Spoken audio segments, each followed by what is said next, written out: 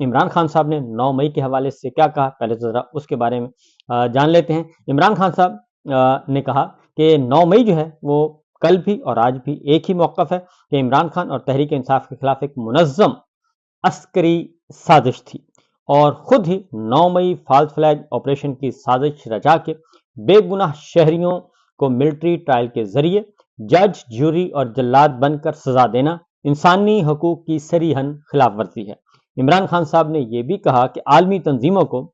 Military trial کے نام پر کیے گئے انصاف کے قتل کا نوٹس لینا چاہیے۔ عمران خان صاحب نے بہت ہی سخت رد عمل اس بارے میں دیا ہے کل، اور یہ ان کا آفیشیل اسٹیٹمنٹ آ چکا ہے۔ اس کے بعد انہوں نے ایک اور بات کی عمران خان صاحب نے، انہوں نے کہا کہ انہوں نے کہا کہ جو مذاکرات کے لیے 2 شرائط رکھی تھیں وہ بدستور موجود ہیں، اور آج کے دن یعنی کہ اتوار 22 دسمبر انہوں نے کہا جی کہ وقت ہے، آج رات تک اگر آپ نے، حکومت نے اور حکومت سے مراد سول ملٹری دونوں طرف سے اگر کوئی میسج آتا ہے اور ہمارے 2 مطالبات کے بارے میں سنجیدگی سے بات کرتے ہیں تو پھر یہ تو میں نے کال دی ہے، یہ مؤخر ہو سکتی ہے، ادروائز یہ آج 12 بجے، رات 12 بجے کے بعد یہ ڈیڈ لائن ختم ہو جائے گی۔ عمران خان صاحب نے کہا کہ 22 دسمبر کا وقت دیا تھا، اور اگر حکومت نے ہمارے مطالبات کو سنجیدگی سے نہ لیا تو پھر سول نافرمانی کی تحریک کا پہلا مرحلہ جو ہے وہ کل سے شروع ہو جائے گا رات 12 بجے کے بعد، اور عمران خان صاحب پھر منڈے کو باقاعدہ طور پہ کال دے دیں گے، اور پہلی جو کال ہوگی وہ ہوگی اوورسیز پاکستانیوں کو جو بیرون ملک پاکستانی مقیم ہیں اور جو اپنے ریمیٹنس بھیجتے ہیں تھرو بینکنگ چینل پاکستان کو، اور یہ معمولی رقم نہیں ہے، یہ آئی ایم ایف کے قرضوں سے بھی کئی گنا زیادہ رقم ہے۔ آئی ایم ایف کا قرضہ تو ہم آئی ایم ایف کے قرض کے پیچھے دوڑتے رہتے ہیں، جبکہ ہمارے اوورسیز پاکستانی جس میں میں بھی شامل ہوں، تو اوورسیز پاکستانی جو ہیں وہ آلموسٹ تقریباً 2.5 ارب روپیہ، 2.5 ارب ڈالر ماہانہ، 2.5 ارب ڈالر ماہانہ جو ہیں وہ بھیجتے ہیں پاکستان۔ تو یہ ٹوٹل رقم ہے، اور یہ بہت بہت بڑی رقم ہے جو کہ جاتی ہے۔ تو بہرحال جی صورتحال یہ ہے اس وقت، کیونکہ اس میں ہمارے سعودی عرب، یو اے ای، قطر، بحرین، مڈل ایسٹ کے بہت سارے ہیں، اور پھر یورپ ہے، اور اس کے بعد پھر برطانیہ ہے، پھر امریکہ ہے، پھر آسٹریلیا ہے، ہر جگہ سے جہاں جہاں پاکستانی ہیں۔ اور پاکستانیوں کی خوبی ہے کہ پاکستانی دنیا کے کسی بھی خطے میں بیٹھے ہیں، خواہ انہوں نے 100 سال پہلے پاکستان چھوڑا ہے، 70 سال پہلے چھوڑا ہے، تو وہ بھی اپنے جڑے ہوئے ہیں اپنی زمین کے ساتھ، اپنی سرزمین سے جڑے ہوئے ہیں، اور ان کے اگلے بچے بھی جڑے ہوئے ہیں۔ تو اگر یہ سارے کا سارا سلسلہ رہا تو پھر اس میں آئیں گی جی کریکس آئیں گے، اور یہ رشتہ جو ہے وہ کمزور ہو رہا ہے۔ میں آپ کو بتا دوں یہ رشتہ کمزور ہو رہا ہے ہماری ملٹری لیڈرشپ کی موجودہ پالیسیوں کی وجہ سے، یہ رشتہ کمزور ہو رہا ہے، بہت زیادہ کمزور ہو رہا ہے، اور اس کو اگر بحال کرنا ہے تو پھر پاکستان تحریک انصاف اور عمران خان کے ساتھ اچھے تعلقات قائم کرنے ہوں گے۔ عمران خان کہیں گے تو یہ سب کے سب اوورسیز پاکستانی جن کی تعداد 1 کروڑ سے زیادہ ہے وہ سب کے سب آپ کے ساتھ جڑ جائیں گے، ادروائز مشکل ہے معاملہ، کیونکہ میں یہ ہر روز جو ملتا ہوں مختلف ایریاز میں جاتا ہوں، کیونکہ مجھے سارے کام خود کرنے کا شوق ہے، تو اس لیے جہاں جہاں جاتا ہوں، جس جگہ جاتا ہوں، کوئی بھی خریداری کرنی ہو، کوئی بھی معاملہ کرنا ہو، واک کرنی ہو، سیر کرنی ہو، کچھ بھی کرنا ہو، سفر کرنا ہو، تو ہر جگہ سے ایک جرنلسٹ کا مزاج بھی ہوتا ہے، وہ پوچھتا ہے کہ سنائیں جناب، پلس لیتا ہے، تو پلس وہ خود ہی آ جاتی ہے، تو لہٰذا یہ چیزیں میں آپ کو بتا دوں۔ آگے بڑھتے ہیں جی، عمران خان صاحب نے یہ کہا کہ پہلا مرحلہ تفصیلات زر کا بائیکاٹ ہوگا، اور یہ ضرور ہوگا، اور اس کی حکومت کو، نااہل حکومت کو اس کی قیمت چکانا پڑے گی، اور انہوں نے کہا کہ انہیں اندازہ نہیں ہے کہ سول نافرمانی کی تحریک اس جعلی حکومت کے لیے کتنی مہلک ثابت ہوگی، اور اگر حکومت ہمارے مطالبات پر سنجیدہ ہے تو فوری طور پر مذاکرات کا آغاز کرے، لیکن یہ مذاکرات سنجیدہ اور فروٹفل ہونے چاہیے، معنی خیز ہونی چاہیے، ڈیلینگ ٹیکٹس یہ نہیں چلیں گے۔ اور اس کے بعد عمران صاحب نے کہا کہ 24-26 نومبر کا جو قتل عام ہے اس کو بھی 1 مہینہ ہونے کو ہے، اور کوئی مہذب معاشرہ ہوتا تو قاتل اپنے انجام کو پہنچ چکے ہوتے، لیکن یہاں پہ ایک جوڈیشل کمیشن تک نہیں بنایا گیا، اور ہمارے لوگ گمشدہ ہیں۔ جب تک ہمارے لوگ لاپتہ لوگوں کی تصویروں کے ساتھ تفصیلات نہیں شیئر کی جاتی،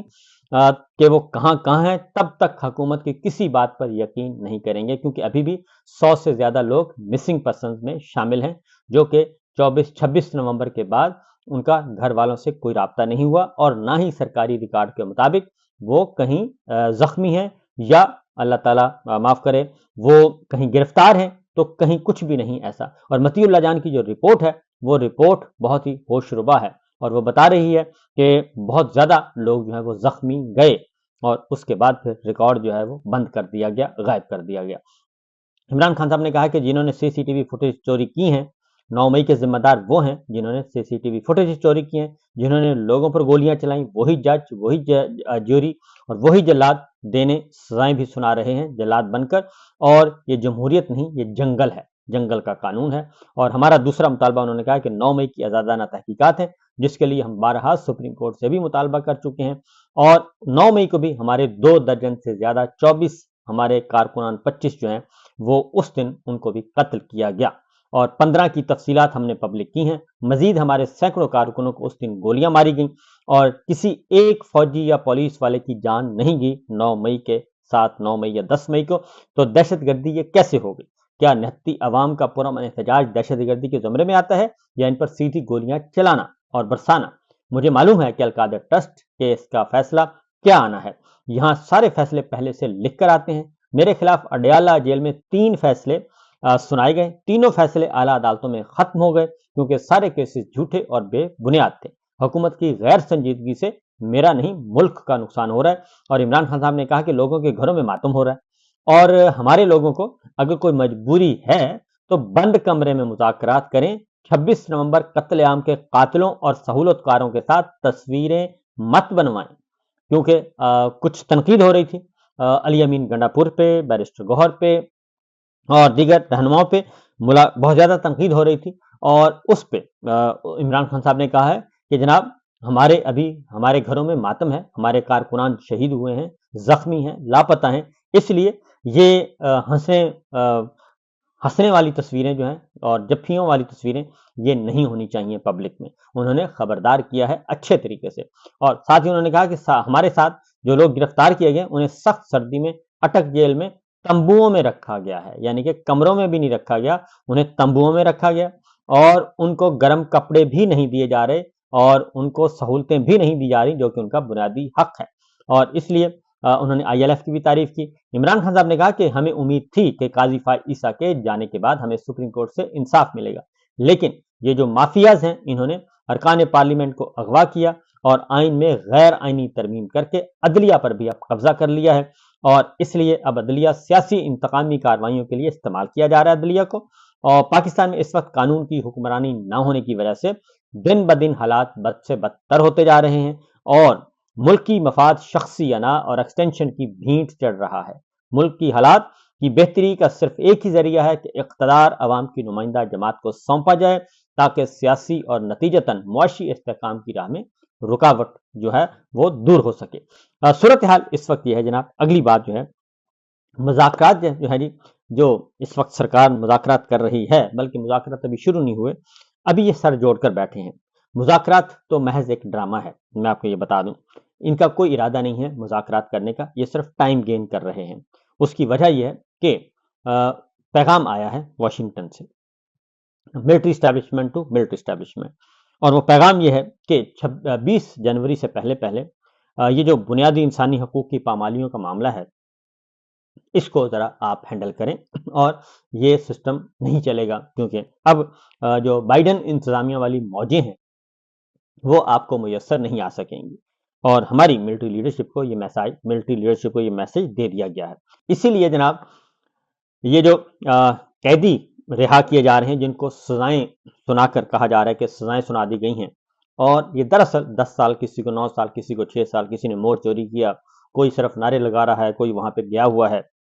ان لوگوں کو بھی دے دی جو منع کر رہے تھے۔ تو یہ صرف فیس سیونگ کے لیے کیا گیا ہے، اور اس کی وجہ ہے کہ سپریم کورٹ بھی نہ آئین اجازت دیتا ہے، نہ قانون اجازت دیتا ہے کہ سولینز کا فوجی عدالتوں میں ٹرائل کیا جائے، اور نہ ہی ہماری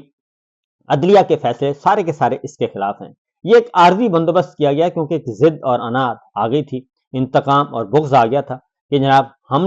ہماری جو ناک ہے وہ نیچے نہیں آنی چاہیے، اور ہماری انا کی تذکیر ہونی چاہیے، اس لیے ایک میسج آیا ہوا ہے، اور 20 جنوری سے پہلے آئندہ اگلے 1 سے 2 ہفتوں کے اندر جتنے بھی قیدی ہیں اس وقت، سیاسی کارکنان فوج کی تحویل میں ہیں، وہ سب کے سب فوج کی تحویل سے نکال دیے جائیں گے، اور جو بھی ایک رسمی کاروائی ہوگی، سزائیں سنا دی گئیں تو لہٰذا یہ سارے نکال دیے جائیں گے، اور ان سب کو جیلوں میں منتقل کر دیا جائے گا اور سول انتظامیہ کے حوالے کر دیے جائیں گے۔ اس کے بعد کیا ہوگا؟ اس کے بعد ان کی آگے پھر درخواستیں، اپیلیں شروع ہو جائیں گی، اور اپیلوں کے نتیجے میں ان کی سزائیں جو ہیں وہ ختم ہونا شروع ہو جائیں گی، کیونکہ ماضی میں جب اسی طریقے سے ایک بے دریغ طریقے سے جب سزائیں سنائی گئی تھیں فوجی عدالتوں سے، تو ایک ہی مقدمے میں 200 جو ہے فیصلے ملٹری کورٹس کے وہ کالعدم قرار دے دیے تھے، اور جسٹس سیٹھ وقار تھے، اور وہ ابھی تک برقرار ہیں، اور فیصلہ جو ہے تو 200 آدمیوں کو، 200 شہریوں کو نکال دیا گیا تھا، بری کر دیا تھا، اور سزائیں سسپینڈ کر دی گئی تھیں۔ تو یہی چیز اس وقت بھی ہونی ہے، کیونکہ اس کے علاوہ کوئی آپشن ہے نہیں۔